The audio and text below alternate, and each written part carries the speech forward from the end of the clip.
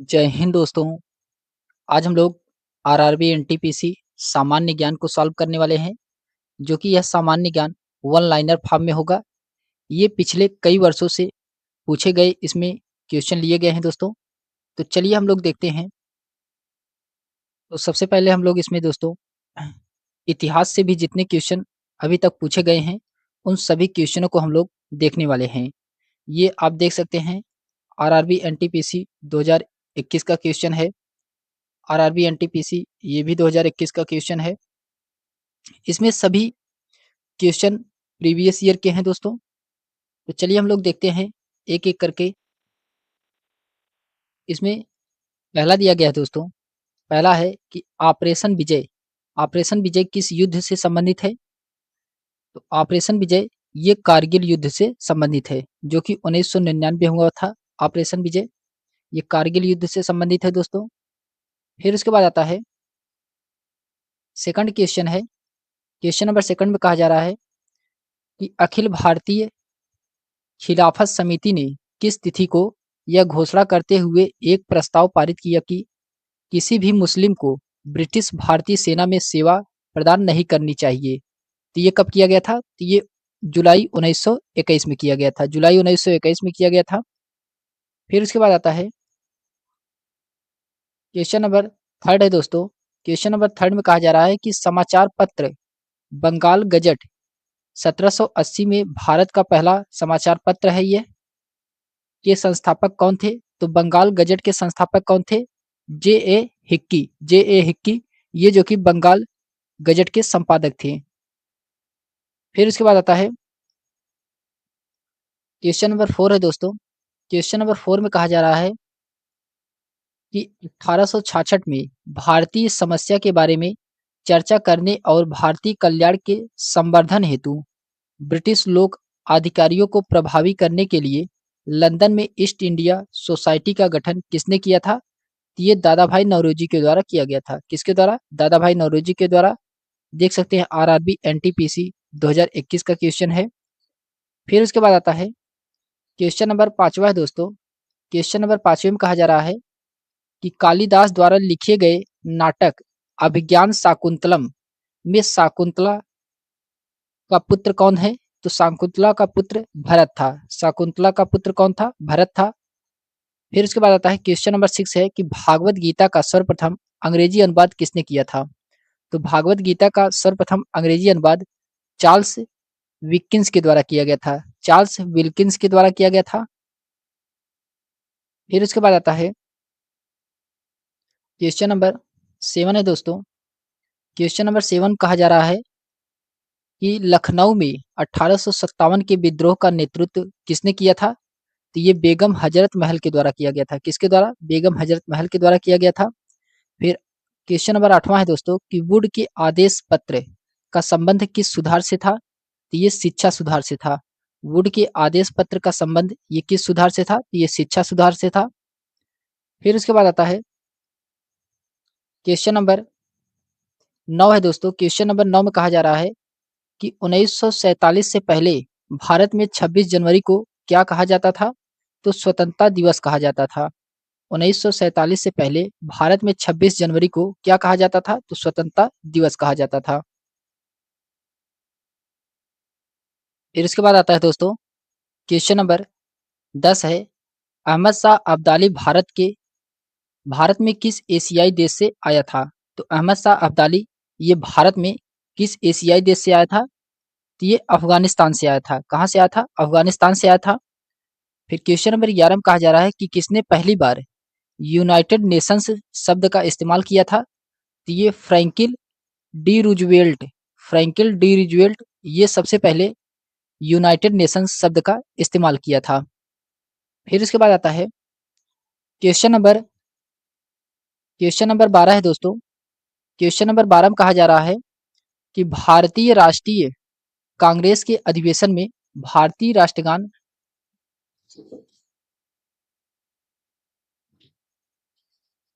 पहली बार किस वर्ष गाया गया था? ये पहली बार गाया गया था 1911 में। कब गाया गया था? 1911 में गाया गया था। भारतीय राष्ट्रीय कांग्रेस के अधिवेशन में भारतीय राष्ट्रगान पहली बार कब गाया गया था? तो 1911 में गाया गया था। फिर क्वेश्चन नंबर 13 है दोस्तों कि पुरातात्विक स्थल सूरकोटदा किस राज्य में स्थित है? तो ये कहाँ पे है? ये गुजरात में है। सूरकोटदा कहाँ है? गुजरात में है। फिर उसके बाद आता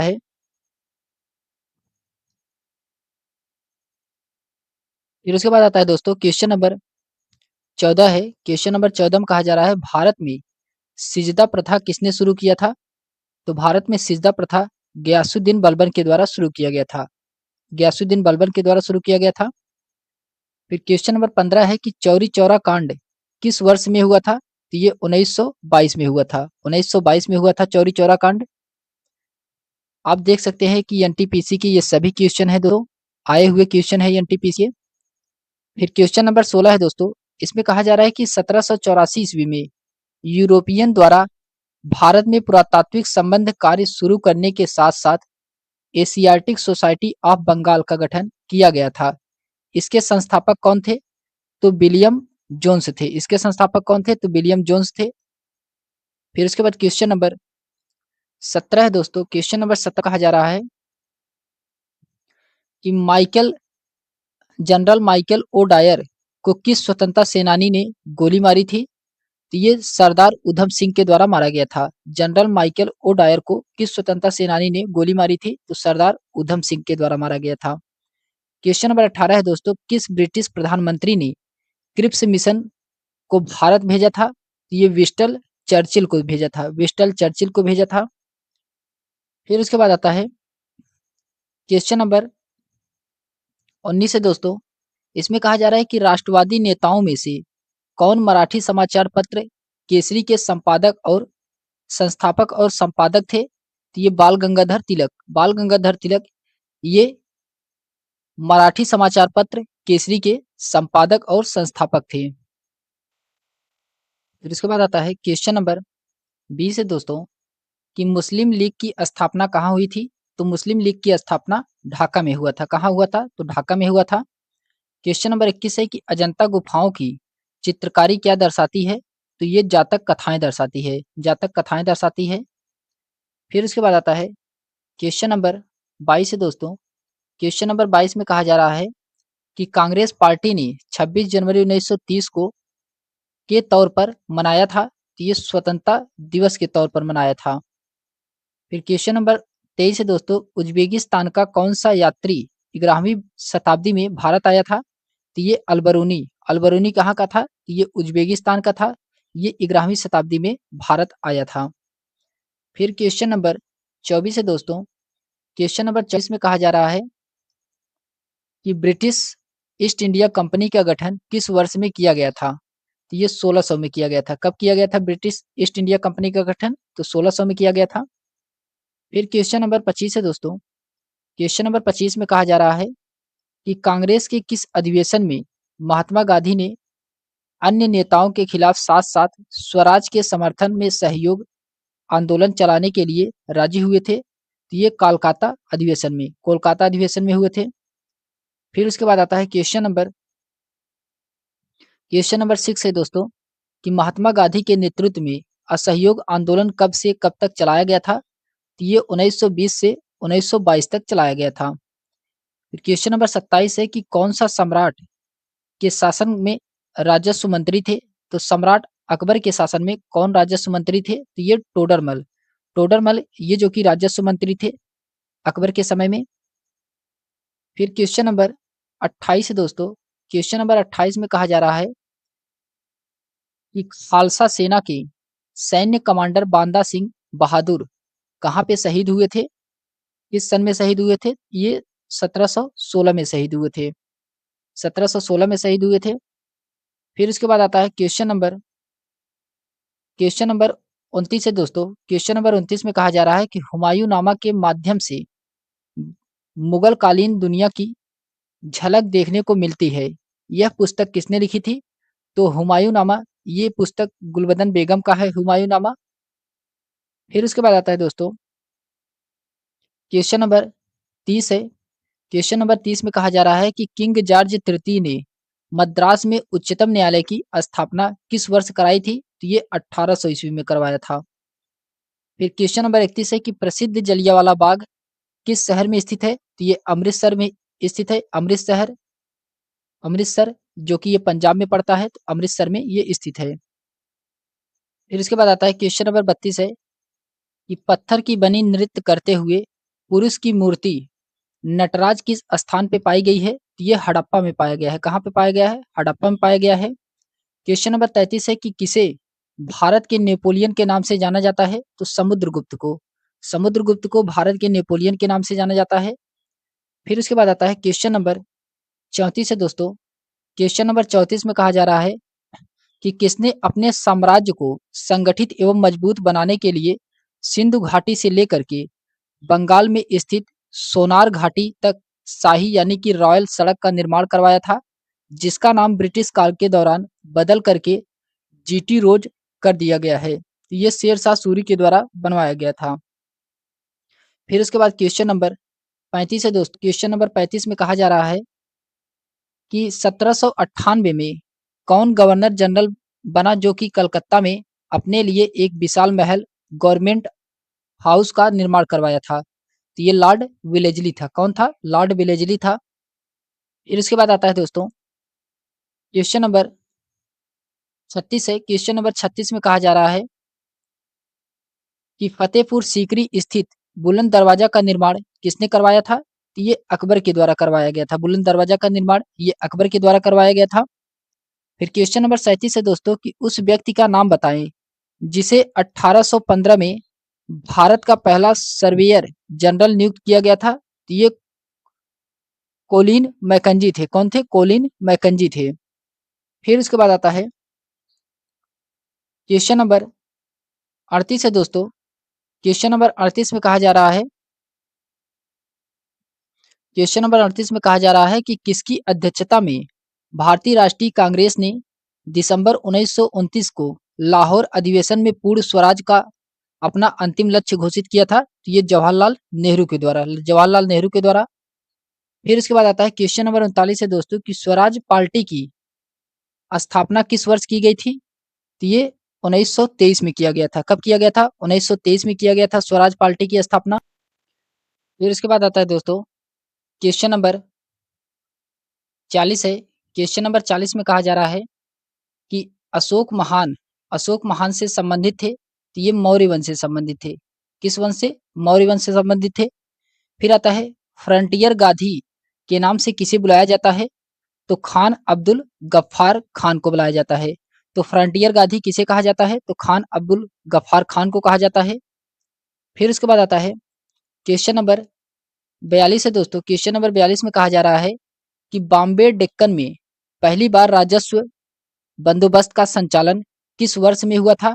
तो ये 1820 में हुआ था। किसका हुआ था? 1820 में हुआ था। फिर इसके बाद आता है क्वेश्चन नंबर 43 है दोस्तों कि 1944 में भारतीय पुरातत्व सर्वेक्षण के महानिदेशक के रूप में किसने पदभार संभाला और हड़प्पा की खुदाई का जिम्मा लिया था? तो ये REM व्हीलर के द्वारा किया गया था। REM व्हीलर के द्वारा किया गया था। फिर इसके बाद आता है दोस्तों क्वेश्चन नंबर 44 है। क्वेश्चन नंबर 44 में कहा जा रहा है कि प्रसिद्ध सिंधु घाटी स्थल मोहनजोदड़ो की खुदाई किस प्रख्यात भारतीय पुरातत्वविद के द्वारा किया गया था? तो ये RD बनर्जी के द्वारा किया गया था। किसके द्वारा? RD बनर्जी के द्वारा किया गया था। फिर क्वेश्चन नंबर 45 है दोस्तों। क्वेश्चन नंबर 45 में कहा जा रहा है कि फोर्ट विलियम का निर्माण ईस्ट इंडिया कंपनी ने करवाया था। इस किले के निर्माण स्थल के लिए किस गांव को उजाड़ा गया था? ये गोविंदपुर को। किसको उजाड़ा गया था? तो गोविंदपुर को। फिर उसके बाद आता है क्वेश्चन नंबर 46 है दोस्तों। क्वेश्चन नंबर 46 में कहा जा रहा है कि धनुर्वेद यजुर्वेद का उपवेद है। इसका संबंध किससे है? तो युद्ध कौशल से है। युद्ध कौशल से है इसका संबंध। फिर क्वेश्चन नंबर 47 है दोस्तों कि ब्रिटिश शासन के दौरान भारत का अंतिम गवर्नर जनरल और पहला वायसराय कौन था? तो ये लॉर्ड कैनिंग था। कौन था? लॉर्ड कैनिंग था। फिर क्वेश्चन नंबर 48 है दोस्तों। क्वेश्चन नंबर 48 में कहा जा रहा है कि सिंधु घाटी सभ्यता किसके द्वारा सिंधु घाटी सभ्यता के किस स्थल का सबसे पहले खोजा गया था? तो हड़प्पा को खोजा गया था।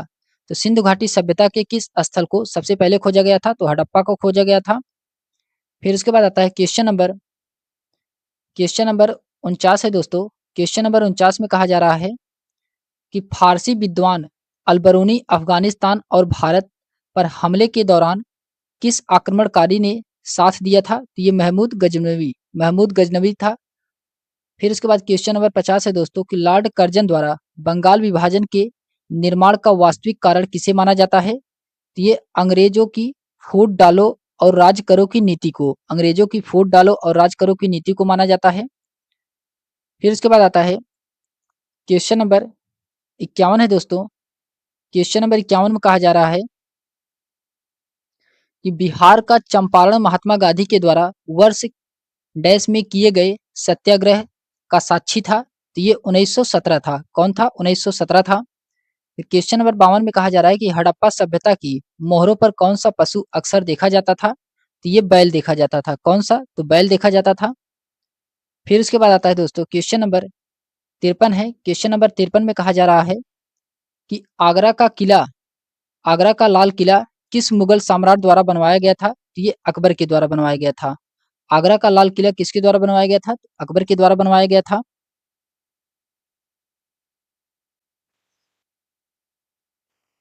क्वेश्चन नंबर 54 है दोस्तों।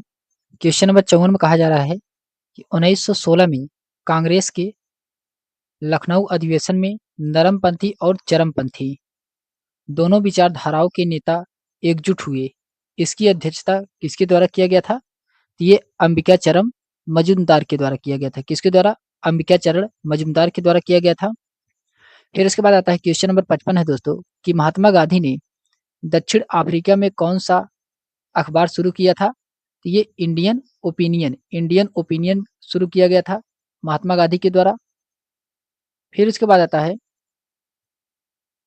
क्वेश्चन नंबर 56 है दोस्तों। क्वेश्चन नंबर 56 में कहा जा रहा है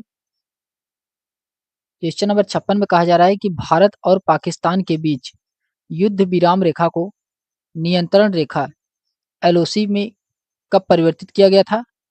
तो ये सन 1972 में किया गया था। क्वेश्चन नंबर 57 है कि राष्ट्रवाद के प्रचारक के लिए समाचार पत्र अल हिलाल का प्रकाशन किसने आरंभ किया था? तो ये मौलाना अबुल कलाम आजाद के द्वारा अल हिलाल प्रकाशन का प्रारंभ किया गया था। फिर उसके बाद आता है दोस्तों क्वेश्चन नंबर 58 है। क्वेश्चन नंबर 58 में कहा जा रहा है कि कुतुब मीनार के पास स्थित कौन सी मस्जिद के बारे में यह माना जाता है कि वह दिल्ली में बनने वाली पहली मस्जिद थी? तो ये कुब्बत उल इस्लाम मस्जिद। क्वेश्चन नंबर 59 है दोस्तों कि किस भारतीय राज्य को 1972 में नॉर्थ ईस्ट फ्रंटियर एजेंसी के रूप में जाना जाता था? तो ये अरुणाचल प्रदेश को किसको जाना जाता था? तो ये अरुणाचल प्रदेश को जाना जाता था। फिर उसके बाद आता है क्वेश्चन नंबर 60 है दोस्तों। क्वेश्चन नंबर 60 में कहा जा रहा है कि प्लासी के युद्ध में ब्रिटिश ईस्ट इंडिया कंपनी के सैन्य दल का नेतृत्व किसने किया था? तो ये रॉबर्ट क्लाइव के द्वारा किया गया था। क्वेश्चन नंबर 61 है दोस्तों कि निर्मित और निर्यातित वस्तुओं को प्रशासन द्वारा निर्धारित मूल्य पर बेचने हेतु दिल्ली में एक विशेष बाजार सरायल अदल सरायल अदल की स्थापना किसके द्वारा किया गया था? तो ये अलाउद्दीन खिलजी के द्वारा किया गया। किसके द्वारा? अलाउद्दीन खिलजी के द्वारा किया गया था।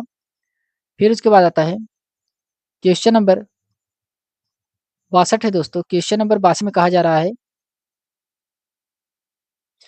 कि भगत सिंह और बटुकेश्वर दत्त ने दिल्ली केंद्रीय विधानसभा में स्मोक बम फेंके वे किसका विरोध कर रहे थे? तो ये trade dispute bill and public safety bill का। फिर उसके बाद आता है क्वेश्चन नंबर 63 है दोस्तों। क्वेश्चन नंबर 63 में कहा जा रहा है कि 1942 में भारतीय राष्ट्रीय कांग्रेस की ओर से किसने सबसे पहले भारत छोड़ो प्रस्ताव का मसौदा तैयार किया था? तो ये महात्मा गांधी के द्वारा किया गया था। फिर इसके बाद आता है क्वेश्चन नंबर 64 है कि लाला लाजपत राय की मृत्यु ब्रिटिश सरकार के किस निर्णायक विरोध के कारण हुई थी? ये साइमन कमीशन के विरोध के कारण। क्वेश्चन नंबर 65 है दोस्तों कि हाल्ट मैकेंजी ने भारत में स्वराज संग्रहण की कौन सी विधि विकसित की थी? तो ये महलवाड़ी विधि विकसित की गई थी। महलवाड़ी प्रणाली विकसित किया गया था हार्ट मैकेंजी के द्वारा।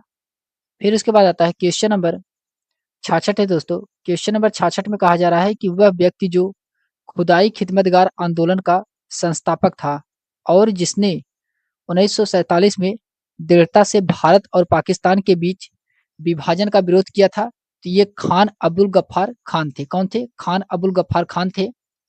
फिर उसके बाद आता है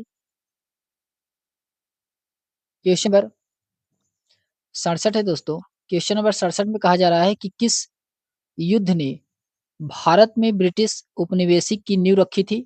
तो ये प्लासी का युद्ध है। फिर क्वेश्चन नंबर 68 पे कहा जा रहा है कि बौद्ध धर्म से संबंधित प्रख्यात भवन संरचना धामेक स्तूप का निर्माण मूलतः किस वंश के शासन के काल किया गया था? तो ये मौर्य वंश के शासन काल के दौरान किया गया था। फिर उसके बाद आता है क्वेश्चन नंबर 69 है दोस्तों। क्वेश्चन नंबर 69 में कहा जा रहा है कि शेर शाह सूरी का मकबरा में स्थित है, तो ये कहाँ पे? सासाराम बिहार में स्थित है शेर शाह सूरी का मकबरा।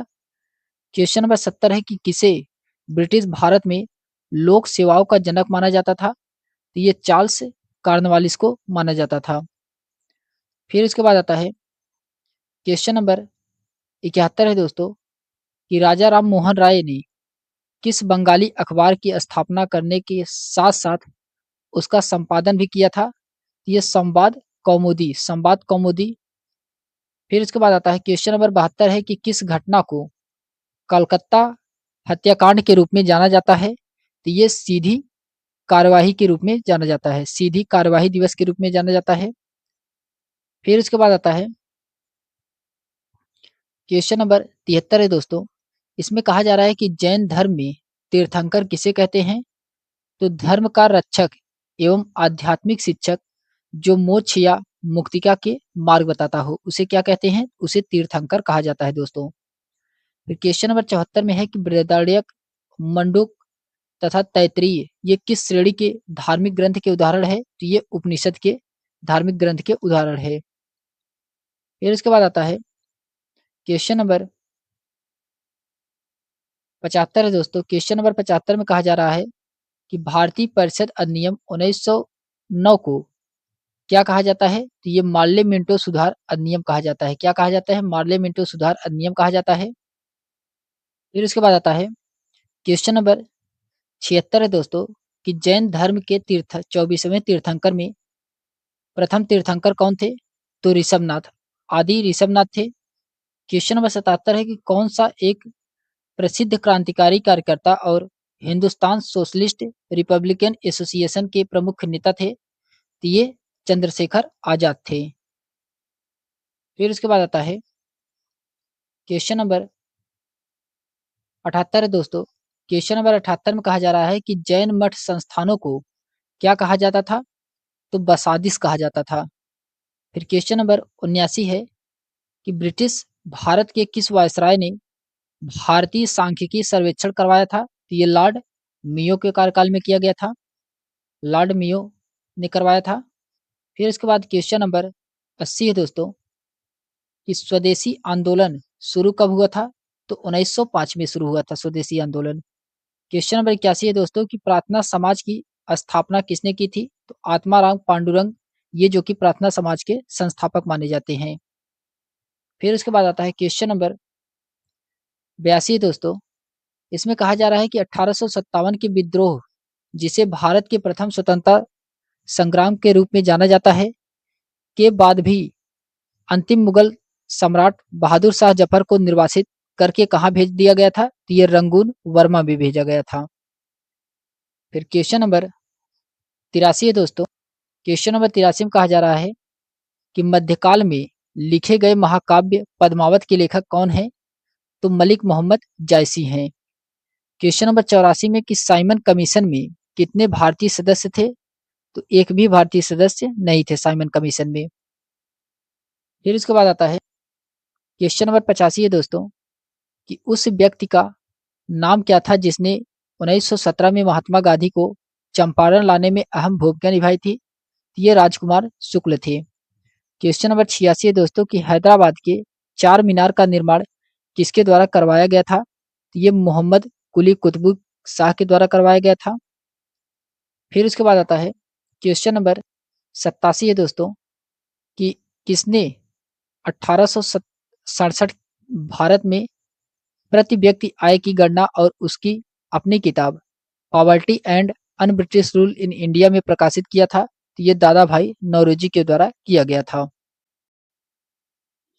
क्वेश्चन नंबर 88 है दोस्तों। क्वेश्चन नंबर 88 में कहा जा रहा है कि अकबर के द्वारा निर्मित पंचमहल ये कहाँ पे स्थित है? तो ये फतेहपुर सीकरी में स्थित है। कहाँ पे है? फतेहपुर सीकरी में है।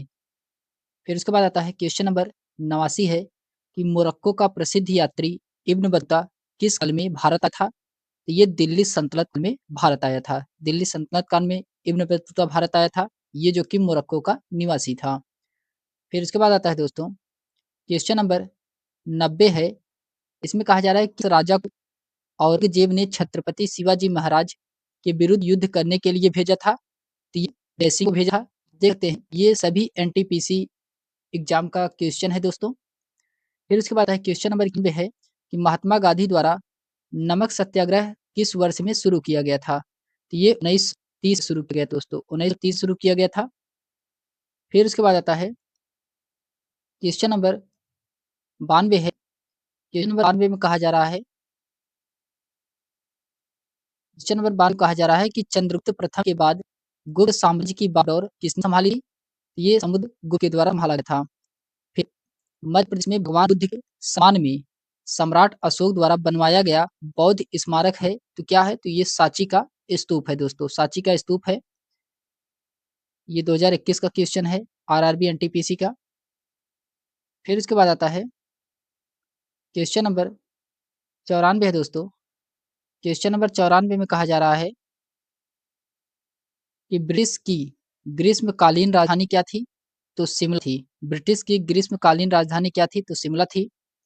क्वेश्चन नंबर 95 है कि आधुनिक आंध्र प्रदेश के एक भाग वारंगल की रानी रुद्रमा देवी किस वंश से संबंधित थी? तो ये काकतीय वंश से संबंधित थी। काकतीय वंश से संबंधित थी।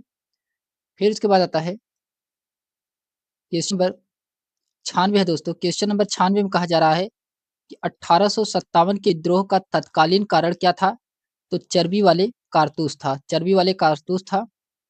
फिर क्वेश्चन नंबर 97 है दोस्तों कि किसने अपने सैनिकों के लिए सैन्य गैरिसन शहर सीरी का निर्माण किया था? तो ये अलाउद्दीन खिलजी के द्वारा किया गया था। अलाउद्दीन खिलजी के द्वारा किया गया था। फिर उसके बाद आता है क्वेश्चन नंबर 98 दोस्तों। क्वेश्चन नंबर 98 में कहा जा रहा है कि जलियांवाला बाग हत्याकांड की घटना किसे समय हुआ था? तो उस समय लॉर्ड चेम्सफोर्ड थे। तो जलियांवाला बाग नरसंहार की घटना के समय भारत का वायसराय कौन था? तो लॉर्ड चेम्सफोर्ड थे। फिर क्वेश्चन नंबर 99 है भारत में सर्वप्रथम कम्युनिस्ट सरकार की किस राज्य में बनी थी? तो ये केरल में बनी थी। केरल में बनी थी। फिर उसके बाद आता है क्वेश्चन नंबर 100 है दोस्तों। क्वेश्चन नंबर 100 में कहा जा रहा है भारतीय राष्ट्रीय कांग्रेस के संस्थापक अध्यक्ष कौन थे? व्योमेश चंद्र बनर्जी थे। व्योमेश चंद्र बनर्जी थे। उसके बाद आता है क्वेश्चन नंबर 100 है कि किसने भारत में विधवा पुनर्विवाह अधिनियम को पारित किया था? तो ये लॉर्ड कैनिंग के द्वारा पारित किया गया था। क्वेश्चन नंबर 102 है कि दिल्ली दरबार 1911 के दौरान दिल्ली की आधारशिला किसने रखी थी? तो जॉर्ज पंचम के द्वारा रखा गया था। जॉर्ज पंचम के द्वारा रखा गया था। फिर उसके बाद आता है क्वेश्चन नंबर 103 है मुस्लिम लीग के 1940 के कराची अधिवेशन में कौन सा नारा दिया गया था? तो बांटो और छोड़ दो। बांटो और छोड़ दो का नारा दिया गया था। क्वेश्चन नंबर 104 है कि 1921 में एडविन लुटियंस ने किसका निर्माण करवाया था? ये इंडिया गेट का निर्माण करवाया था। इंडिया गेट का निर्माण करवाया था। फिर उसके बाद आता है क्वेश्चन नंबर 105 है दोस्तों। क्वेश्चन नंबर 105 में कहा जा रहा है कि असहयोग आंदोलन के दौरान चौरी चौरा की घटना उत्तर प्रदेश के किस जिले में हुई थी? तो ये गोरखपुर में हुआ था। फिर क्वेश्चन नंबर 106 है कि जो तिरंगा झंडा स्टुअर्ट गार्ड स्टुअर्ट गार्ड में मैडम कामा ने फहराया था, उसे चोरी छिपाने ब्रिटिश भारत में कौन लाया था? तो इंदुलाल याग्निक लाए थे, इंदुलाल याग्निक। उसके बाद आता है क्वेश्चन नंबर 107 है दोस्तों। क्वेश्चन नंबर 107 में कहा रहा है कि मोपला विद्रोह किन वर्षों के बीच हुआ था? तो ये 1921 से लेकर के 1922 तक हुआ था मोपला विद्रोह। क्वेश्चन नंबर 108 है कि ईस्ट इंडिया कंपनी के खिलाफ प्लासी का युद्ध किसने लड़ा था? ये सिराजुद्दौला के द्वारा लड़ा गया था। फिर बाद आता है क्वेश्चन नंबर 109 है दोस्तों। क्वेश्चन नंबर 109 में जा रहा है कि प्रसिद्ध गोल गुंबद गुंबद कहाँ स्थित है? तो ये कर्नाटक में स्थित है। फिर जलियांवाला बाग नरसंहार किस तिथि को हुआ था? तो 13 अप्रैल 1919 को हुआ था। फिर उसके बाद आता है क्वेश्चन नंबर 111 है कि महात्मा गांधी ने साबरमती से लेकर के दांडी तक प्रसिद्ध नमक मार्च शुरू किया था। दांडी गुजरात के किस जिले में स्थित है? ये नवसारी जिले में है, नवसारी जिले में है। फिर इसके बाद आता है क्वेश्चन नंबर 112 है। क्वेश्चन नंबर 112 में कहा जा रहा है कि पानीपत का दूसरा युद्ध अकबर और हेमू के बीच किस वर्ष लड़ा गया था? तो ये 1556 में लड़ा गया था। कब लड़ा गया था? तो 1556 में लड़ा गया था। क्वेश्चन नंबर 113 है कि किसको संविधान सभा ने भारत के लिए संविधान मसौदा तैयार करने के लिए doctor Bhimrao Ambedkar doctor Bhimrao Ambedkar doctor Bhimrao Ambedkar की अध्यक्षता में एक मसौदा समिति का गठन किया गया था? तो ये 29 अगस्त 1947 को किया गया था। क्वेश्चन नंबर 114 है कि किसने चित्तौड़ में महमूद खिलजी को पराजित किया और विजय स्तंभ स्थापित किया? तो ये राणा कुंभा के द्वारा किया गया था। किसके द्वारा? तो राणा कुंभा के द्वारा किया गया था। इसके बाद आता है क्वेश्चन नंबर 115 दोस्तों। क्वेश्चन नंबर 115 कह रहा है कि ऋग्वेद जो कि 1028 सूक्तों का एक संग्रह है जो मंडलों में विभाजित है। तो कितने मंडल में? तो 10 मंडल में विभाजित है। क्वेश्चन नंबर 116 है कि हुगली नदी के तट पर अंग्रेजों द्वारा पहली व्यापारिक कोठी कब स्थापित की गई थी? तो ये 1651 में स्थापित किया गया था। फिर उसके बाद आता है क्वेश्चन नंबर 117 है। इसमें कहा जा रहा है कि कल्हड़ की राजतरंगड़ी में कहाँ पर शासन करने वाले राजाओं के इतिहास का संस्कृत भाषा में वर्णन किया गया है? ये कश्मीर का वर्णन किया गया है। क्वेश्चन नंबर 118 है कि इंदिरा गांधी समझौता में हुआ था, कब हुआ था? ये 1931 में हुआ था। सॉरी, गांधी इरविन समझौता कब हुआ था? तो गांधी इरविन समझौता 1931 में हुआ था। फिर उसके बाद आता है क्वेश्चन नंबर 119 से दोस्तों कि बंगाल की खाड़ी के तट पर कोणार्क का मंदिर किसने बनवाया था? ये 13वीं शताब्दी में बनवाया गया था। फिर क्वेश्चन नंबर 120 है दोस्तों कि किस वर्ष में पुणे, सतारा और महाराष्ट्र के अन्य जिलों में परमहंस मंडली की गठन किया गया था? तो ये 1849 में किया गया था। 1849 में किया गया था। फिर उसके बाद आता है क्वेश्चन नंबर 121 है दोस्तों। इसमें कहा जा रहा है कि नमक एकाधिकार को समाप्त करने के लिए महात्मा गांधी ने किसकी ओर प्रस्थान कर नमक सत्याग्रह आरंभ किया था? तो ये दांडी की। फिर उसके बाद आता है क्वेश्चन नंबर 122 है दोस्तों। क्वेश्चन नंबर 122 में कहा जा रहा है कि कौन सी ब्रिटिश समाज सुधारक महिला अधिकार आंदोलनकारी और भारतीय राष्ट्रीयता के समर्थक थी? तो ये एनी बेसेंट थी। क्वेश्चन नंबर 123 है कि अकबरनामा कितनी पुस्तकों में विभाजित है? तो ये 3 पुस्तकों में विभाजित है अकबरनामा। फिर उसके बाद आता है क्वेश्चन नंबर 124 कि भारत की पहली रेलवे लाइन किस 1853 में बॉम्बे से कहाँ तक बिछाई गई थी? तो बॉम्बे से ये थाने तक बिछाई गई थी। बॉम्बे से थाने तक बिछाई गई थी। फिर उसके बाद आता है क्वेश्चन नंबर 125 है कि सिंधु घाटी सभ्यता का कौन सा स्थल पंजाब यानी कि भारत में स्थित है? तो रोपड़ है। रोपड़ ये कहाँ पे है? तो पंजाब में है। क्वेश्चन नंबर 126 है कि मौर्य शासन के दौरान किस प्रांत को कर्नाटक में सोने की खान का केंद्र माना जाता था? तो ये सुवर्णगिरी को माना जाता था। सुवर्णगिरी को माना जाता था। फिर उसके बाद है क्वेश्चन नंबर 127 दोस्तों। क्वेश्चन नंबर 127 में कहा जा रहा है किसके शासनकाल के दौरान निर्मित बेगमपुरी मस्जिद दिल्ली में उनकी नई राजधानी जहांपनाह की प्रमुख मस्जिद थी, तो ये मोहम्मद बिन तुगलक की थी। फिर क्वेश्चन नंबर 128 है कि हर्षवर्धन किस वंश से संबंधित था? तो ये पुष्य भूति वंश से संबंधित था। हर्षवर्धन किस वंश से संबंधित था? तो पुष्य भूति वंश से संबंधित था। फिर उसके बाद आता है क्वेश्चन नंबर 129 है दोस्तों कि 1856 में अवध का विलय करने के पश्चात नवाब वाजिद अली शाह को गद्दी से हटा दिया गया और कहाँ पे निर्वासित किया गया? तो ये कलकत्ता में निर्वासित किया गया है। कलकत्ता में निर्वासित किया गया है। इसके बाद है क्वेश्चन नंबर 130 है दोस्तों। क्वेश्चन नंबर 130 में कहा जा रहा है कि मुस्लिम लीग ने किस वर्ष में मुस्लिम बाहुल्य क्षेत्र के लिए स्वायत्तता के साधन की मांग करते हुए एक प्रस्ताव पारित किया था? तो ये 1940 में किया था। 1940 में किया था। फिर उसके बाद आता है क्वेश्चन नंबर 131 है दोस्तों। क्वेश्चन नंबर 131 में कहा जा रहा है किसे किसने जाति व्यवस्था के अन्याय की निंदा की और सत्य शोधक समाज यानी कि सत्य की खोज करने वाले का समाज की स्थापना की थी? ये ज्योतिराव गोविंद राव फूले। तो सत्य शोधक समाज की स्थापना किसके द्वारा किया गया था? तो ज्योतिराव गोविंद राव फूले के द्वारा किया गया था। फिर उसके बाद आता है क्वेश्चन नंबर 132 है दोस्तों। क्वेश्चन नंबर 132 में कहा जा रहा है कि गांधी योजना 1944 को गांधीवादी आर्थिक सोच की भावना को अपनाते हुए किसने प्रतिपादित किया था? ये श्रीमन नारायण अग्रवाल के द्वारा किया गया था। श्रीमन नारायण अग्रवाल के द्वारा किया गया था।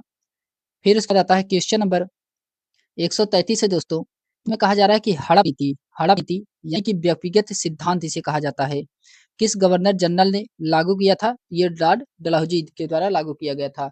तो हड़प नीति किसके द्वारा लागू किया गया था? तो ये लॉर्ड डलहौजी के द्वारा लागू किया गया था। क्वेश्चन नंबर 134 है कि लॉर्ड डलहौजी किस अवधि में भारत का गवर्नर जनरल था? तो ये 1848 से करके 1856 तक था। फिर उसके बाद आता है क्वेश्चन नंबर 135 है दोस्तों। क्वेश्चन नंबर 135 में कहा जा रहा है कि 1498 में वास्को डी गामा कहाँ पहुंचा था? तो ये कालीकट भारत पहुंचा था। कालीकट भारत पहुंचा था Vasco D gamma. Question number 136 दोस्तों। क्वेश्चन नंबर 136 में कहा जा रहा है कि बुद्ध ने अपना प्रथम उपदेश सारनाथ में अपने 5 शिष्यों को दिया था, जिसे कहा जाता है तो धर्म चक्र प्रवर्तन कहा जाता है। फिर क्वेश्चन नंबर 137 है कि कांग्रेस कार्यकारिणी समिति ने जुलाई 1942 में भारत छोड़ो आंदोलन का प्रस्ताव अंगीकृत किया था, तो ये वर्धा वर्धा किया था, वर्धा में। फिर उसके बाद आता है क्वेश्चन नंबर 138 है दोस्तों। क्वेश्चन नंबर 138 में कहा जा रहा है कि मई 1857 में बंगाल मई 1857 में नवाब की पत्नी बेगम हजरत महल ने लखनऊ में विद्रोह का नेतृत्व किया था, तो ये अवध में किया था। क्वेश्चन नंबर 139 है सफुद्दौला द्वारा निर्मित आसफी इमामबाड़ा कहाँ स्थित है? तो ये लखनऊ में स्थित है। कहाँ स्थित है? लखनऊ में स्थित है। इसके बाद आता है क्वेश्चन नंबर 140 है दोस्तों। क्वेश्चन नंबर 140 में कहा जा रहा है कि 1944 से 45 में प्रकाशित बॉम्बे योजना का औपचारिक नाम क्या है था? तो औपचारिक नाम था भारत के आर्थिक विकास की योजना। क्वेश्चन नंबर 141 है कौन सा मुख्य रूप से मद्रास के होम रूल लीग स्थापना से संबंधित थी? तो ये एनी बेसेंट थी। फिर उसके बाद आता है क्वेश्चन नंबर 141 है। क्वेश्चन नंबर 142 है। फिर उसका आता है क्वेश्चन नंबर 142 है दोस्तों। क्वेश्चन नंबर 142 में कहा जा रहा है कि 20 फरवरी 1947 को किसने घोषित किया था कि जून 1948 तक सत्ता भारतीयों को हस्तांतरित कर दिया जाएगा? तो ये क्लीमेंट इटली के द्वारा घोषणा की गई थी। क्लीमेंट इटली के द्वारा किया गया था। उस समय ब्रिटेन के प्रधानमंत्री थे। फिर क्वेश्चन नंबर 143 है दोस्तों कि किसने 1851 में अवध राज्य को एक चोरी और एक दिन हमारे मुंह में गिर जाएगी रूप में वर्णित किया था? तो ये लॉर्ड डलहौजी के द्वारा कहा गया था। इसके बाद क्वेश्चन नंबर 144 है किसने कलकत्ता यूनिटेरियन सोसाइटी की सह संस्थापक और ब्रह्मचर्य समाज की गठन किया था? तो ये राजा राम मोहन राय के द्वारा किया गया था। फिर उसके बाद आता है क्वेश्चन नंबर 145 है। क्वेश्चन नंबर 145 में कहा जा रहा है कि भोपाल की क्या शाहजहां बेगम का उत्तराधिकारी कौन था? जिसने सांची के प्राचीन स्थल के संरक्षण के लिए धन प्रदान किया था? ये सुल्तान जहां बेगम थी, सुल्तान जहां बेगम थी। फिर क्वेश्चन नंबर 146 से 200, क्वेश्चन नंबर 146 में कहा जा रहा है कि महात्मा गांधी ने रोलेट सत्याग्रह किस वर्ष शुरू किया था? ये 1919 में किया था, 1919 में किया था। फिर उसके बाद आता है, क्वेश्चन नंबर 147 है कि अंग्रेजों ने औपचारिक रूप से इस वर्ष में अवध राज्य पर कब्जा किया? ये 1856 में किया था, 1856 में किया था। फिर क्वेश्चन नंबर 148 है कि किसने 1947 में भारत की स्वतंत्रता के अवसर पर लाल किले पर शहनाई वादन किया था? ये बिस्मिल्लाह खां किया था, बिस्मिल्लाह खां के द्वारा किया गया था। फिर उसके बाद आता है क्वेश्चन नंबर 149 है दोस्तों। क्वेश्चन नंबर 149 में कहा जा रहा है कि पाटलिपुत्र में स्थानांतरित होने से पहले कौन कई वर्षों तक मगध की राजधानी थी? तो ये राजगृह थी, राजगृह थी। पाटलिपुत्र के पहले मगध की राजधानी क्या थी? तो राजगृह थी। फिर क्वेश्चन नंबर 150 है कि सुल्तान इल्तुतमिश की पुत्री रजिया किस वर्ष में सुल्तान बनी थी? तो ये 1236 में बनी थी, 1236 में सुल्तान बनी थी रजिया। फिर क्वेश्चन नंबर 151 है दोस्तों। क्वेश्चन नंबर 151 कहा जा रहा है कि सेल्यूकस निकेटर नामक शासक द्वारा मेगास्थनीज नामक राजदूत को चंद्रगुप्त मौर्य के दरबार में भेजा गया था? तो ये यूनानी के द्वारा भेजा गया था, यूनानी के द्वारा। फिर उसके बाद आता है क्वेश्चन नंबर 152 है। इसमें कहा जा रहा है कौन और रानी मैरी की 1911 में भारत की यात्रा के दौरान अपोलो बंदरगाह पर उनके आगमन के लिए स्मृति में गेटवे ऑफ इंडिया का निर्माण किया गया था? ये जॉर्ज किंग 5, जॉर्ज किंग पंचम और रानी मैरी की आगमन के लिए मुंबई में गेटवे ऑफ इंडिया का निर्माण किया गया था। फिर उसके बाद आता है क्वेश्चन नंबर 153 है। क्वेश्चन नंबर 153 में कहा जा रहा है कि कृष्णदेव राय किस वंश से संबंधित थे? तो ये टुलु वंश से संबंधित है। क्वेश्चन नंबर 154 में कहा जा रहा है बंगाल के इसने अखिल बंगाल सैन्य अज्ञा परिषद का गठन किया था? जे एम सेन गुप्ता के द्वारा किया गया था, जे एन सेन गुप्ता के द्वारा किया गया था। फिर उसके बाद आता है क्वेश्चन नंबर 155 है दोस्तों। इसमें कहा जा रहा है कि मुंबई में प्रार्थना समाज की स्थापना किस वर्ष में की गई थी? तो ये 1867 में किया था। फिर क्वेश्चन नंबर 156 की सिंधु घाटी सभ्यता के समय में शिल्प निर्माण के लिए कहाँ सीपी प्राप्त किए गए थे? तो ये नागेश्वर से प्राप्त किए गए थे, नागेश्वर से। फिर उसके बाद आता है क्वेश्चन नंबर 157 है। क्वेश्चन नंबर 157 में कहा जा रहा है कि किसके द्वारा प्रस्तावित देसी प्रेस अधिनियम का उद्देश्य देसी प्रेस को ब्रिटिश नीतियों की आलोचना व्यक्त करने से रोका था? तो ये लॉर्ड लिटन ने रोका था, लॉर्ड लिटन के द्वारा रोका गया था। फिर उसके आता है क्वेश्चन नंबर 148 से 158 है कि कौन हर्षवर्धन के शासनकाल में भारत आया था? तो भेनसांग आए थे, भेनसांग ये हर्षवर्धन के शासनकाल में भारत आए थे। क्वेश्चन नंबर 159 है दोस्तों कि लाहौर में बादशाही मस्जिद का निर्माण करवाया गया था? तो ये औरंगजेब के द्वारा करवाया गया था, औरंगजेब के द्वारा करवाया गया। फिर बाद आता है क्वेश्चन नंबर 160 है दोस्तों कि लगभग 260 से 261 ईसा पूर्व किस मौर्य सम्राट ने कलिंग की जीत के लिए सैन्य अभियान का नेतृत्व किया था? तो ये सम्राट अशोक के द्वारा किया गया था, सम्राट अशोक के द्वारा किया गया था। फिर क्वेश्चन नंबर 161 है तो क्वेश्चन नंबर 161 कहा जा रहा है कि भारत सरकार अधिनियम 1919 भारत के तत्कालीन वायसराय द्वारा इसकी सिफारिश पर सहमति किया गया था? तो ये एडविन मॉन्टेग की सिफारिश पर सहमति किया गया था। फिर उसके बाद आता है क्वेश्चन नंबर 162 है दोस्तों। क्वेश्चन नंबर 162 में कहा जा रहा है कि मास्की कर्नाटक के जिले में स्थित पुरातात्विक स्थल है जिसे 1915 में सी बर्टन द्वारा सम्राट अशोक के छोटे शिलालेखों की खोज के साथ प्रसिद्ध प्राप्ति हुई थी? ये रायचूर रायचूर में हुआ था। इसके बाद क्वेश्चन नंबर 163 है दोस्तों। क्वेश्चन नंबर 163 में कहा जा रहा है कि कौन सा स्थल आधुनिक गुजरात में स्थित है जहां अशोक के शिलालेख अवस्थित हैं? तो ये गिरनार में है, गिरनार है। क्वेश्चन नंबर 164 है दोस्तों। क्वेश्चन नंबर 164 में कहा जा रहा है क्वेश्चन नंबर 164 में कहा जा रहा है कि 1680 में शिवाजी के पुत्र अपने भाई राजा राम के विरुद्ध उत्तराधिकारी के युद्ध में विजय प्राप्त करने के बाद सिंहासन पर बैठे थे? तो ये संभाजी बैठे थे, संभाजी बैठे थे। फिर क्वेश्चन नंबर 165 है दोस्तों। क्वेश्चन नंबर 165 में कहा जा रहा है कि हरिजन सेवा संघ की स्थापना अस्पृश्यता नामक बुराई के उन्मूलन के प्रयोजनार्थ 1932 में किसके द्वारा की गई थी? तो ये महात्मा गांधी के द्वारा किया गया था, महात्मा गांधी के द्वारा किया गया था। फिर क्वेश्चन नंबर 166 है दोस्तों। इसमें कहा जा रहा है कि किताब हिंद किस यात्रिक विद्वान के द्वारा कृत है? तो ये अलबरूनी की है।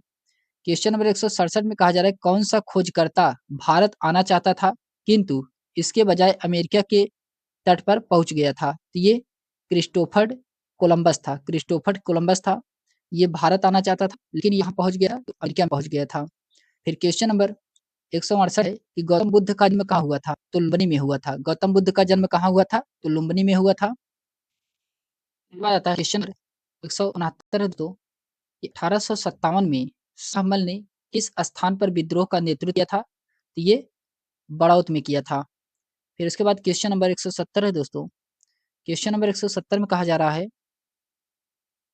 कि 9वीं शताब्दी में स्थापित प्रसिद्ध विक्रमशिला विश्वविद्यालय की स्थापना किसने कराई थी? तो ये धर्मपाल के द्वारा करवाया गया था।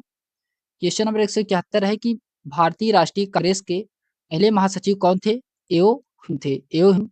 ये भारतीय राष्ट्रीय कांग्रेस के पहले महासचिव बनाए गए थे। फिर बाद आता है क्वेश्चन नंबर 172 है दोस्तों। इसमें कहा जा रहा है कि मुंबई के निकट एलिफेंटा की गुफाओं में स्थित मंदिर को समर्पित है। ये किसको समर्पित है? तो भगवान शिव को समर्पित है, भगवान शिव को समर्पित है। फिर क्वेश्चन नंबर 173 है। क्वेश्चन नंबर 173 में कहा जा है कि लंदन में आयोजित प्रथम गोमेज सम्मेलन के दौरान ब्रिटिश प्रधानमंत्री कौन थे? तो रेमिस मैकडोनाल्ड थे। क्वेश्चन नंबर 174 है कि हैदराबाद का अंतिम निजाम शासक कौन था? तो उमर उस्मान अली था। ये हैदराबाद का निजाम था। फिर क्वेश्चन नंबर 175 है। क्वेश्चन नंबर 175 में कहा जा रहा है किस वास्तुकार ने मुंबई स्थित गेटवे ऑफ इंडिया को डिजाइन किया था? तो ये जेड वीटेंट के द्वारा किया गया था। फिर क्वेश्चन नंबर 176 दोस्तों। क्वेश्चन नंबर 176 में कहा जा रहा है कि ईस्ट इंडिया कंपनी द्वारा इस वर्ष में अस्थायी बंदोबस्त को अमल में लाया गया था? तो ये 1793 लाया गया था, 1793 में लाया गया था। फिर के बाद आता है क्वेश्चन नंबर 177 है। क्वेश्चन नंबर 177 कहा जा रहा है कि मुगलकालीन प्रसिद्ध गायक तानसेन किस भारतीय संगीत शैली से संबंधित रखते थे? तो ये ध्रुपद से संबंधित थे। फिर इसके बाद आता है क्वेश्चन नंबर 178 है। क्वेश्चन नंबर 178 में कहा जा रहा है कि 1932 का पूना एक्ट समझौता महात्मा गांधी और किस नेता के बीच हस्तांतरित किया था? तो ये डॉक्टर भीमराव अंबेडकर के द्वारा किया गया था। क्वेश्चन नंबर 179 है दोस्तों। इसमें कहा जा रहा है कि मानव गतिविधियों एवं सभ्यता के प्राग ऐतिहासिक काल का सही कालानुक्रम क्या है? तो ये पूरा पाषाण काल, मध्य पाषाण काल और उसके बाद नव पाषाण काल। ये जो कि मानव गतिविधियों का सभ्यता के प्रमाण के प्रागैतिहासिक काल का सही कालानुक्रम है दोस्तों। इसके बाद आता है क्वेश्चन नंबर 80 है दोस्तों कि मुगलों ने ईस्ट इंडिया कंपनी को दीवानी अधिकार बंगाल, बिहार और उड़ीसा में राजस्व संग्रह करने की दीवानी और मामले का निस्तारण करने का अधिकार किस वर्ष प्रदान किया था? तो ये 1765 में किया था। कब किया था? तो 1765 में किया था। फिर क्वेश्चन नंबर 181 है दोस्तों। क्वेश्चन नंबर 181 में कहा जा रहा है कि दिसंबर 1929 में लाहौर में आयोजित कांग्रेस का वार्षिक अधिवेशन किस वजह से महत्वपूर्ण था? तो ये पूर्ण स्वराज के प्रति प्रतिद्वंदता के कारण ये जो कि महत्वपूर्ण था। इसकी अध्यक्षता पंडित जवाहरलाल नेहरू के द्वारा किया गया था। क्वेश्चन नंबर 182 है कि शाहजहां की बेटी ने शाहजहानाबाद यानी कि दिल्ली में स्थापित नई राजधानी की कई वास्तुशिल्प परियोजनाओं में भाग लिया था। ये जहां आरा थी।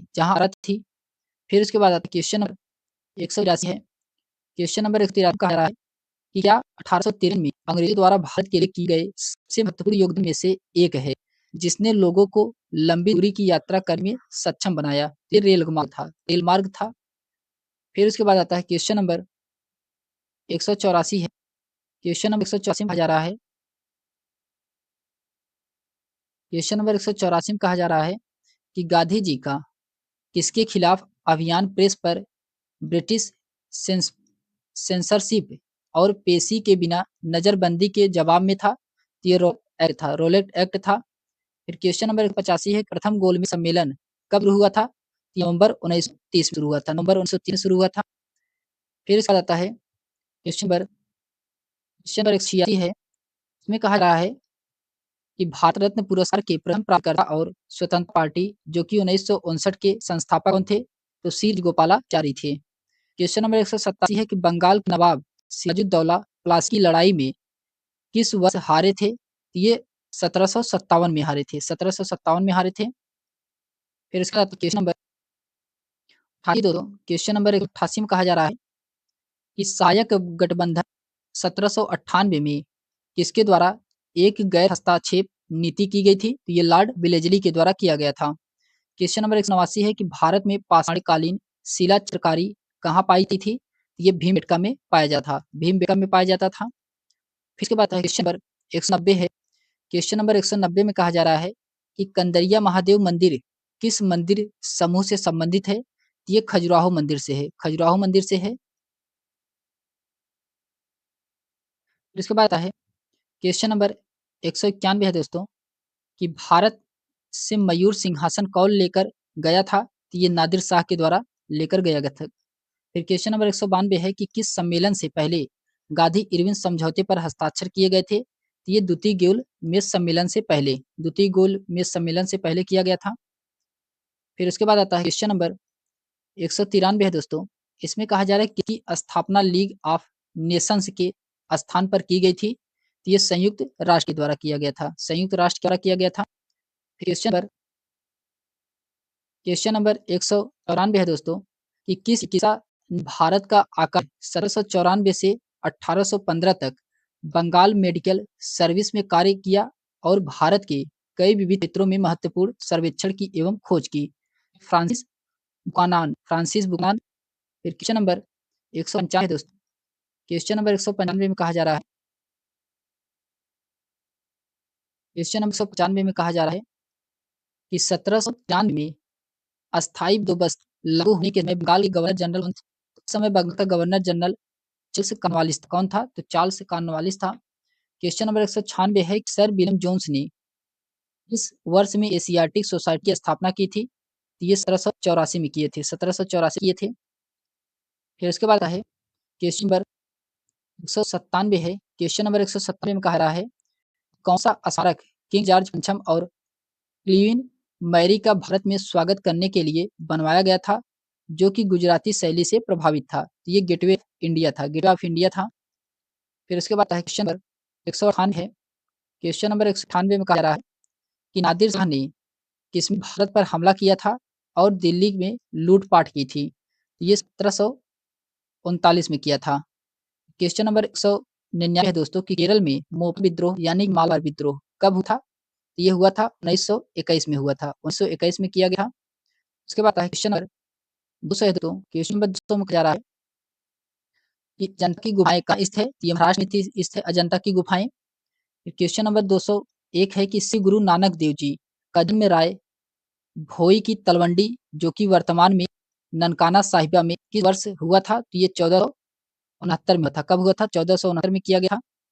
इसके बाद है क्वेश्चन नंबर 202 है दोस्तों, इसमें कहा जा रहा है 15 अगस्त 1947 को स्वतंत्रता दिवस समारोह के दौरान महात्मा गांधी कहाँ थे? तो ये कलकत्ता में थे।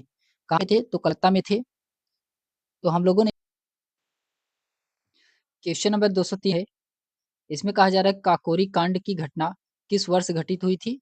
ये 1925 में घटा हुआ था। फिर क्वेश्चन नंबर 204 है कि 1857 का विद्रोह किस तिथि को शुरू हुआ था? तो ये 10 मई को शुरू हुआ था 1857 का विद्रोह। फिर उसके बाद आता है क्वेश्चन नंबर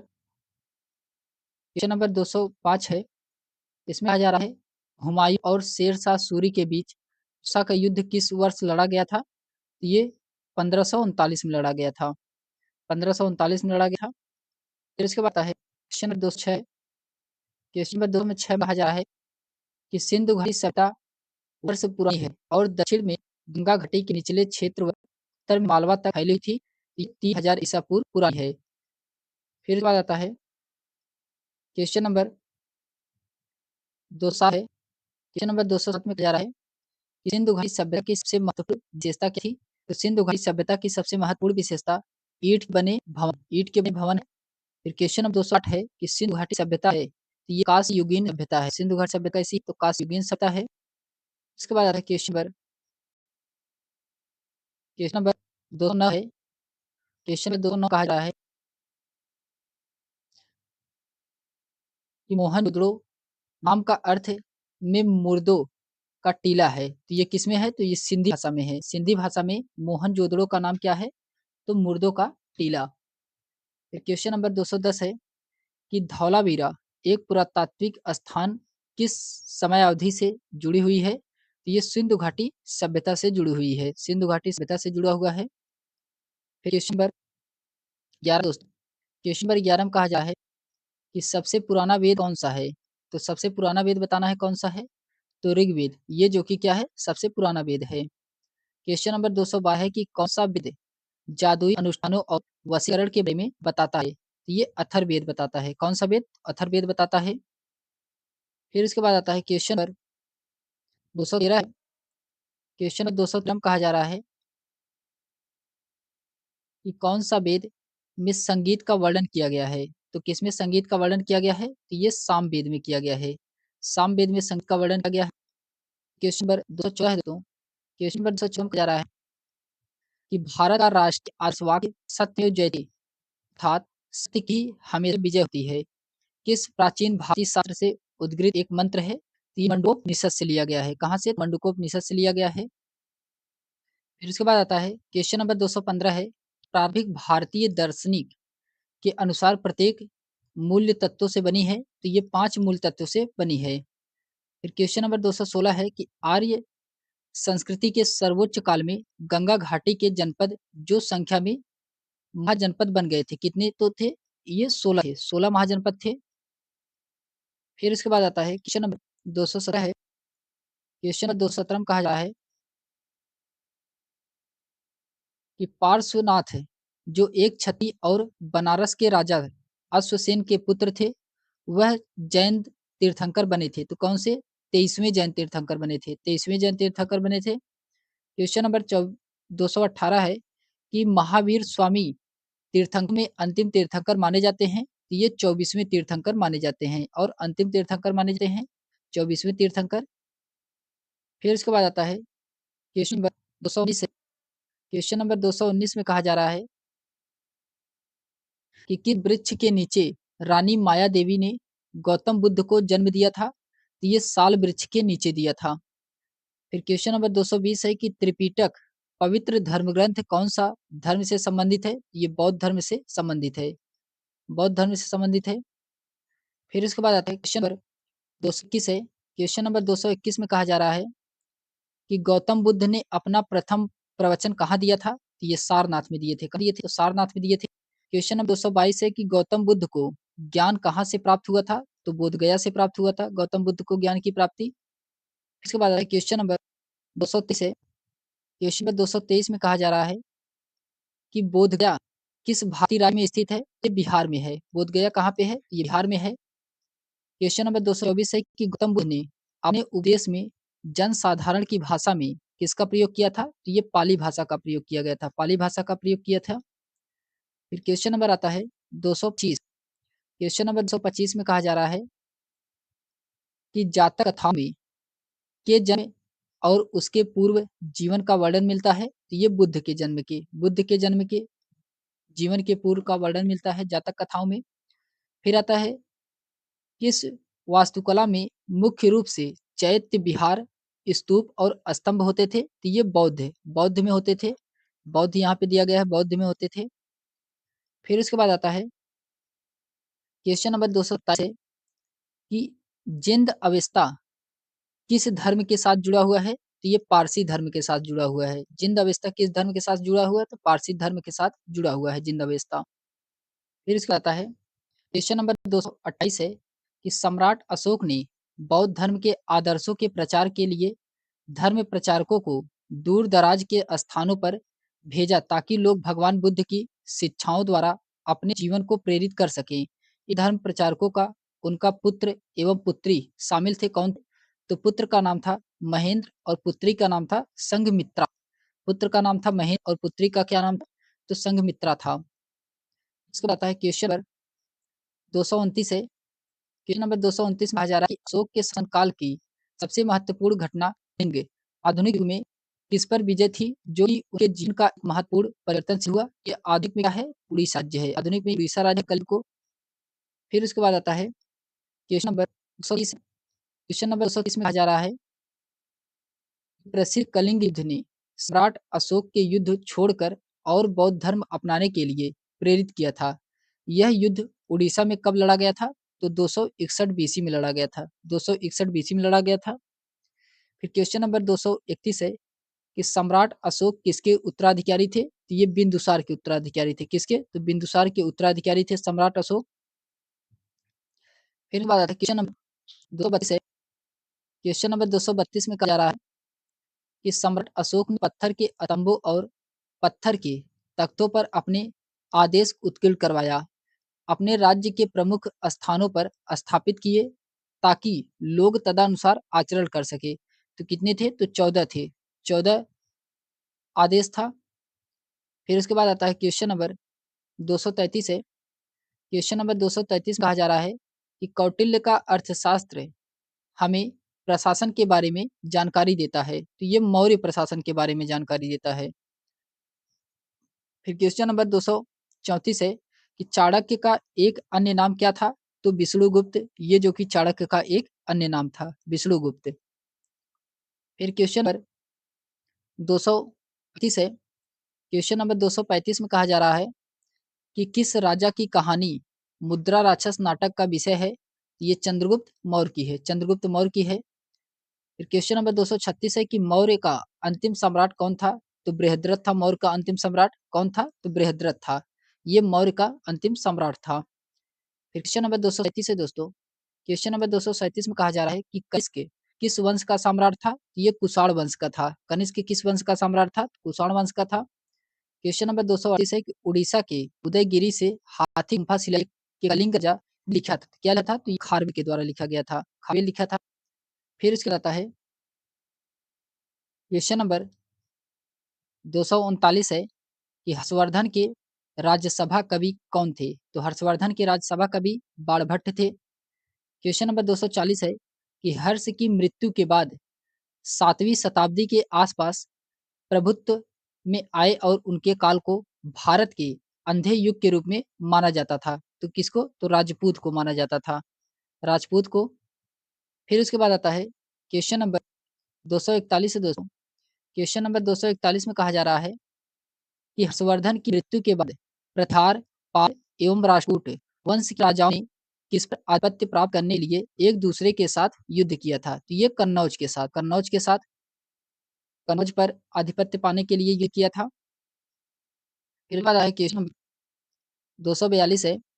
इसमें कहा जा रहा है कि प्रसिद्ध चीनी यात्री वेनसांग किसके शासनकाल में भारत आया था? ये हर्षवर्धन के शासनकाल में आया था। हर्षवर्धन के शासनकाल में वेनसांग भारत आया था। क्वेश्चन नंबर 243 है कि कौन सा नगर गुप्त वंश की राजधानी थी? तो पाटलिपुत्र थी। पाटलिपुत्र ये जो कि गुप्त वंश की राजधानी थी। फिर इसके बाद क्वेश्चन नंबर 244 है।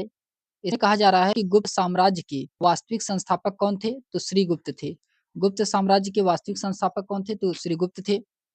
फिर क्वेश्चन नंबर 245 है कि गुप्त काल के दौरान चीन के किस यात्री ने भारत का भ्रमण किया था? तो ये फाहियान किए थे। कौन किए थे? तो फाहियान किए थे चीन का भ्रमण। फिर उसके आता है क्वेश्चन नंबर 246 है। इसमें कहा जा रहा है 7वीं और 8वीं सदी में बहुत शक्तिशाली हो गए और कांचीपुरम की उसकी राजधानी थी। तो ये पल्लव की राजधानी थी। पल्लव की।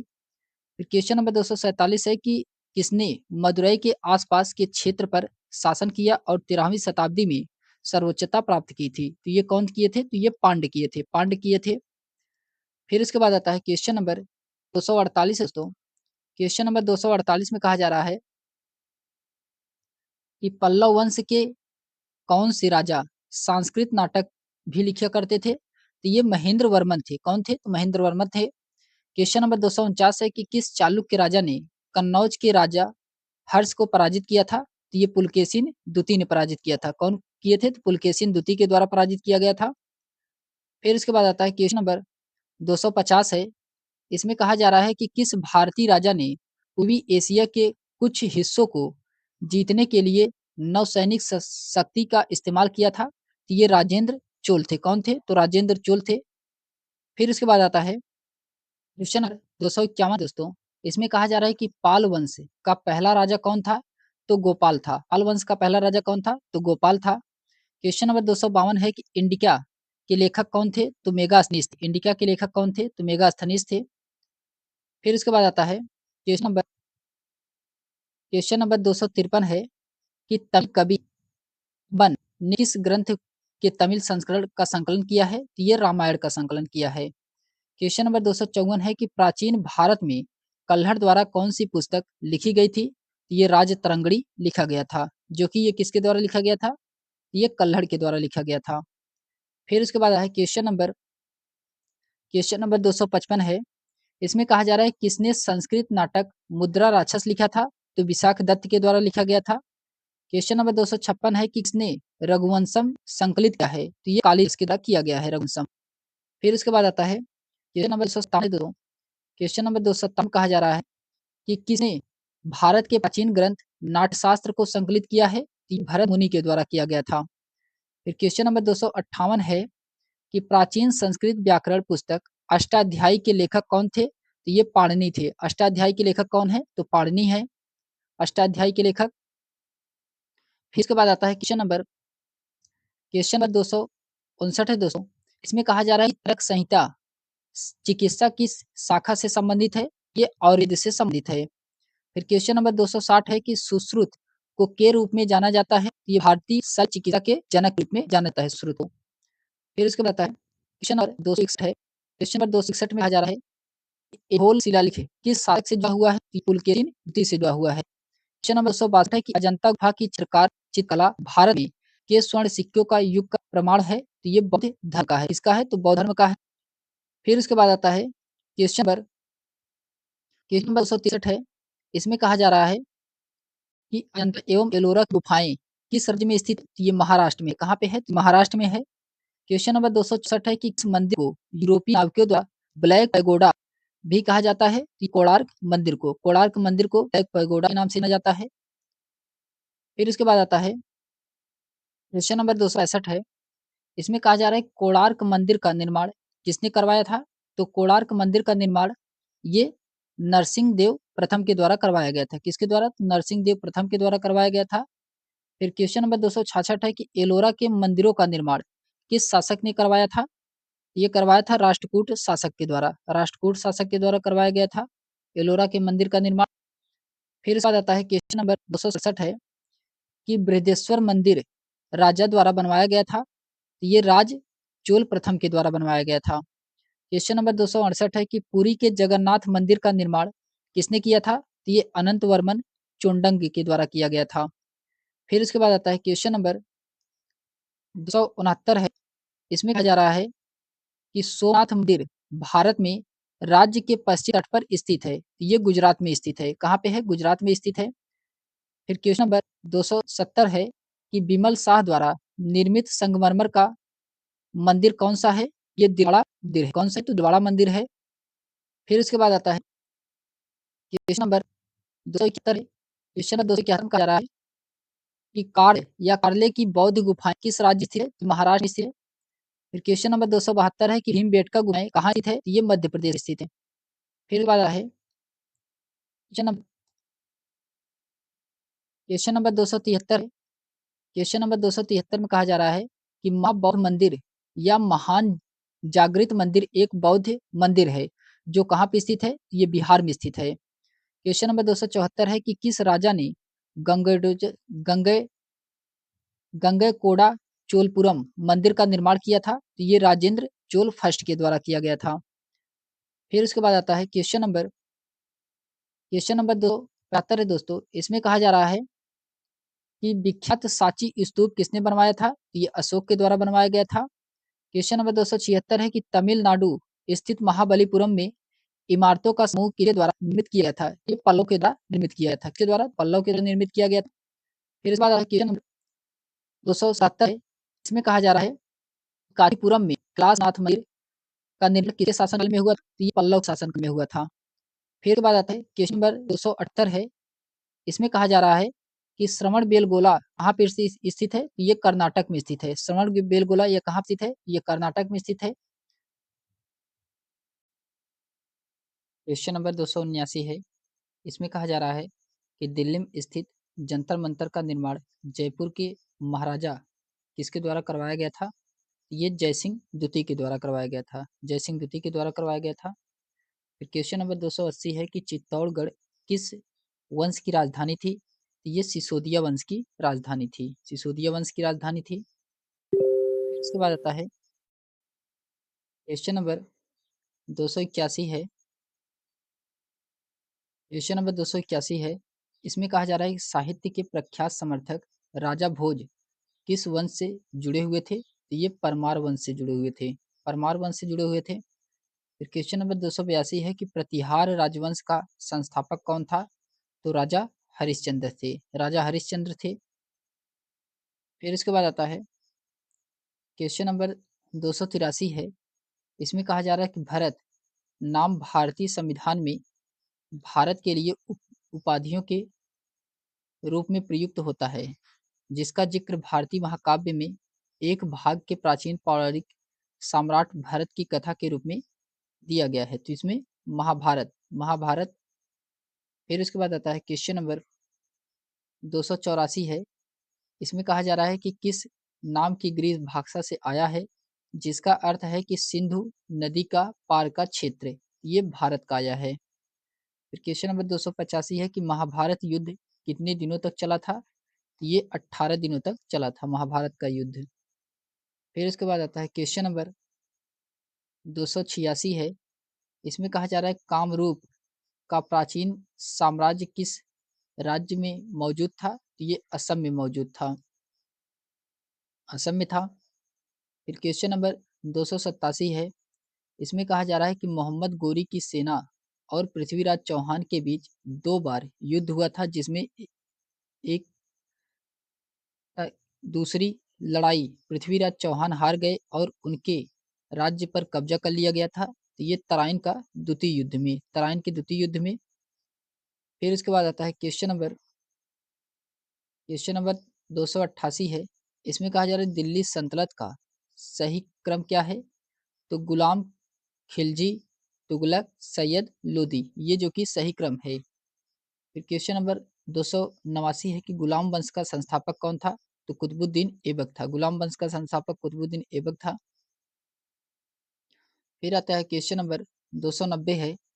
इसमें कहा जा रहा है कि सल्तनत काल के दौरान भूमि वितरण और प्रशासनिक प्रणाली का एक अद्भुत प्रकार का विकसित हुआ है, जिसे कहा जाता है इक्तादारी कहा जाता है। इक्तादारी कहा जाता है। फिर इसके बाद आता है 291 है कि लगभग 84 वर्ष तक उपमहाद्वीप में शासन करने वाला प्रथम मुस्लिम वंश कौन था? तो ये गुलाम वंश था। क्वेश्चन नंबर 292 है किसके बीच की अवधि को दिल्ली सल्तनत की अवधि के रूप में जाना जाता है? तो ये 1200 से लेकर के 1215 1226 ईस्वी तक। 1200 से लेकर के 1226 ईस्वी तक। फिर इसके बाद आता है क्वेश्चन नंबर 293 है कि खिलजी वंश का प्रथम शासक कौन था? तो जलालुद्दीन फिरोज शाह खिलजी था। फिर क्वेश्चन नंबर 294 है कि 13वीं शताब्दी में बख्तियार खिलजी ने बंगाल के किस राजा को पराजित किया था? तो ये लक्ष्मण सेन को पराजित किए थे। फिर इसके बाद आता है क्वेश्चन नंबर 295 है। इसमें कहा जा रहा है फुतुहा ए फिरोज शाही में उसकी प्रशासनिक उपलब्धियों का रिकॉर्ड दिया गया था। ये फिरोज शाह तुगलक के दिया गया है। क्वेश्चन नंबर 296 है कि दिल्ली के सुल्तान ने अपनी राजधानी दिल्ली से दौलताबाद स्थानांतरित कर दी थी। ये मोहम्मद बिन तुगलक के द्वारा किया गया था। फिर इसके बाद आता है क्वेश्चन नंबर 297 है। इसमें कहा जा रहा है कि इब्राहिम लोदी 1526 में पानीपत की पहली लड़ाई में किसके द्वारा मारा गया था? तो ये बाबर के द्वारा। फिर आगरा शहर के संस्थापक माने जाते हैं, तो सिकंदर लोदी आगरा शहर के संस्थापक माने जाते हैं। फिर उसके बाद आता है क्वेश्चन नंबर 299 है। इसमें कहा जा रहा है कुतुब मीनार जो दुनिया की सबसे ऊंची ईंटों की मीनार है, इसका निर्माण 1193 में दिल्ली सल्तनत के किस संस्थापक ने अपने आदेशों के तहत किया था? ये कुतुबुद्दीन ऐबक के तहत किया था। फिर उसके बाद आता है क्वेश्चन नंबर 300 है।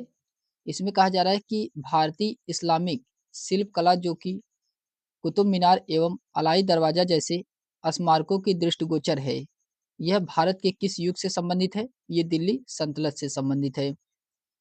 फिर इसके बाद आता है क्वेश्चन नंबर 301 है।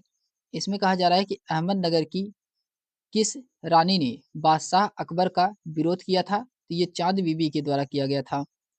क्वेश्चन नंबर 302 है। किसने साहित्य आमुक्तमाल्यदा पर मध्ययुगीन ग्रंथ संकलित किया है? ये कृष्णदेव राय के द्वारा किया गया है। फिर इसके बाद आता है क्वेश्चन नंबर 303 है। इसमें कहा जा रहा है कि देवराय प्रथम के शासनकाल के दौरान निकोलो कोंटी ने ईस्वी में विजयनगर का दौरा किया था, तो 1420 में किया था। फिर क्वेश्चन नंबर 304 है कि साम्राज्य की स्थापना संगम राजकुमार का हरिहर और बुक्का ने किया था, तो ये विजयनगर का किया था। फिर उसके बाद आता है क्वेश्चन नंबर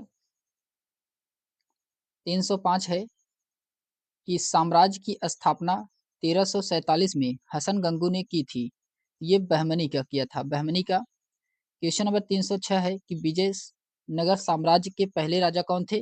तो हरिहर प्रथम थे। विजयनगर साम्राज्य के पहले राजा कौन थे? तो हरिहर प्रथम थे। फिर उसके बाद आता है क्वेश्चन नंबर 307 है कि वर्तमान समय का विजयनगर साम्राज्य की राजधानी हुआ करती थी, तो हम्पी हुआ करती थी। क्वेश्चन नंबर 308 है। एक मुस्लिम संत रहते थे जहां फतेहपुर सीकरी बनवाया गया था, ये शेख सलीम चिश्ती रहते थे, शेख सलीम चिश्ती रहते थे। फिर उसके बाद आता है क्वेश्चन नंबर 309 है कि खानवा का युद्ध हुआ था, किसके बीच लड़ा गया था? ये बाबर और राणा सांगा के बीच लड़ा गया था। फिर क्वेश्चन नंबर 310 है कि खानवा का युद्ध हुआ था किस वर्ष में? तो 1527 में हुआ था खानवा का युद्ध। फिर उसके बाद आता है क्वेश्चन नंबर 311 है कि पानीपत का प्रथम युद्ध किसके द्वारा लड़ा गया था?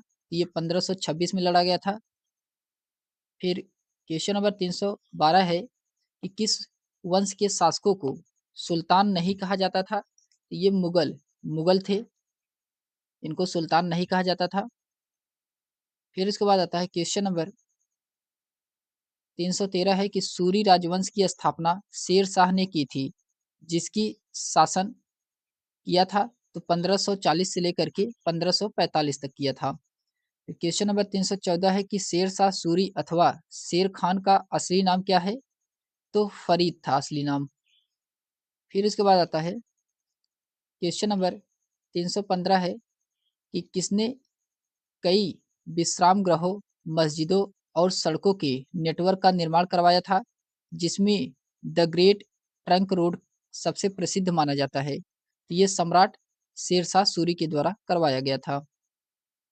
फिर इसके बाद आता है क्वेश्चन नंबर 316 है कि शेर शाह द्वारा शुरू किए गए चांदी के सिक्के को किसके रूप में मुगलों ने जारी रखा था? ये रुपया। क्वेश्चन नंबर 317 है कि किसने ग्रैंड ट्रंक रोड का पुनर्निर्माण करवाया था? तो लॉर्ड डलहौजी के द्वारा करवाया गया था। फिर इसके बाद आता है क्वेश्चन नंबर 318 है कि दीने ए इलाही किसके द्वारा प्रसारित किया गया था? तो ये अकबर के द्वारा किया गया था। क्वेश्चन नंबर 319 है कि किस मुगल सम्राट ने फतेहपुर सीकरी की अपनी राजधानी बनाई थी? तो ये अकबर के द्वारा बनवाया गया था। फिर उसके बाद आता है क्वेश्चन नंबर 320 है। इसमें कहा जा रहा है कि सेना को मजबूत करने के लिए किसने मनसबदारी प्रथा शुरू की थी? तो ये अकबर के द्वारा किया गया था। फिर उसके बाद आता है क्वेश्चन नंबर 321 है। इसमें कहा जा रहा है 27 अक्टूबर 1605 को किसकी फतेहपुर सीकरी में मृत्यु हुई थी, जिसे आगरा के सिकंदरा में दफनाया गया था? तो ये सम्राट अकबर की। फिर उसके बाद आता है क्वेश्चन नंबर 322 है।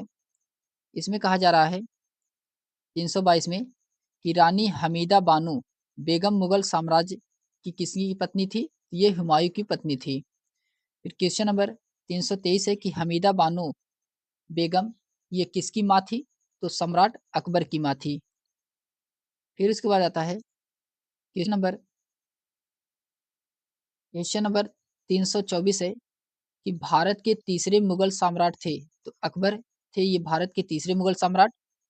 फिर क्वेश्चन नंबर 325 है किस मुगल शासक ने ताजमहल बनवाया था? ये शाहजहां के द्वारा बनवाया गया था। फिर इसके बाद आता है क्वेश्चन नंबर 326 है कि भारतीय साहित्य में किसने आलमगीर के नामक से जाना जाता था? तो ये औरंगजेब को जाना जाता था। फिर उसके बाद आता है क्वेश्चन नंबर 327 है कि किसमें औरंगजेब की मृत्यु के बाद भारत के विभिन्न हिस्सों में मुगल प्रशासकों के तहत कई क्षेत्रीय सत्ता अस्तित्व में आए थे? ये 1707 में आए थे। फिर उसके बाद आता है क्वेश्चन नंबर 328 है कि किस मुगल सम्राट को औरंगजेब ने रंगून भेज दिया था? ये बहादुर शाह जफर को भेजा था। फिर उसके बाद आता है क्वेश्चन नंबर 329 है कि बाबर की आत्मकथा बाबरनामा किस भाषा में लिखी गई थी? ये तुर्की भाषा में लिखा गया था। फिर उसके बाद आता है क्वेश्चन नंबर 330 है। इसमें कहा जा रहा है कि मध्यकाल में भारत आने वाले यात्री ने अपनी जीवनी लिखी और दरबारी कवियों ने अपने राजाओं की प्रशंसा के लिए कविताएं लिखी। इन साहित्य स्रोतों को क्या कहा जाता है?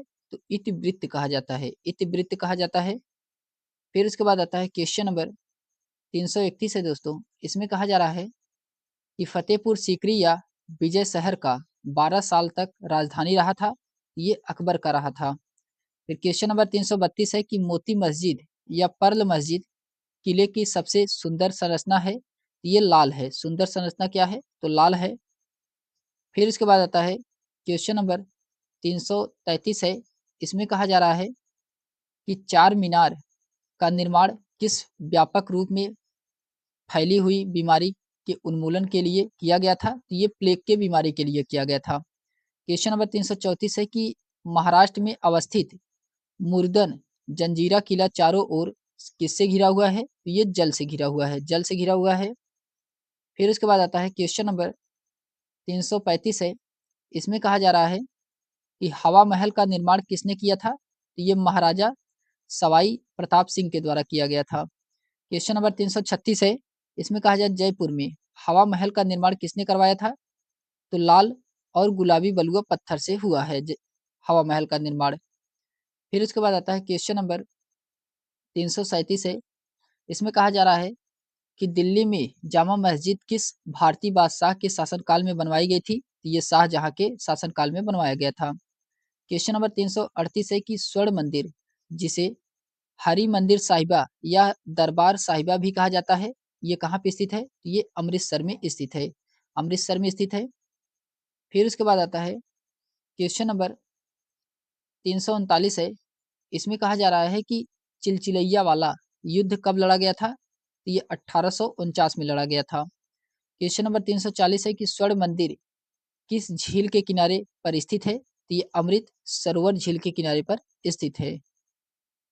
फिर उसके बाद आता है क्वेश्चन नंबर 341 है कि वह कौन है जो 1253 से 1325 ईस्वी तक जीवित थे और उन्हें पारंपरिक तबला और सितार के आविष्कारक के रूप में जाना जाता था? तो ये अमीर खुसरो हैं, अमीर खुसरो हैं।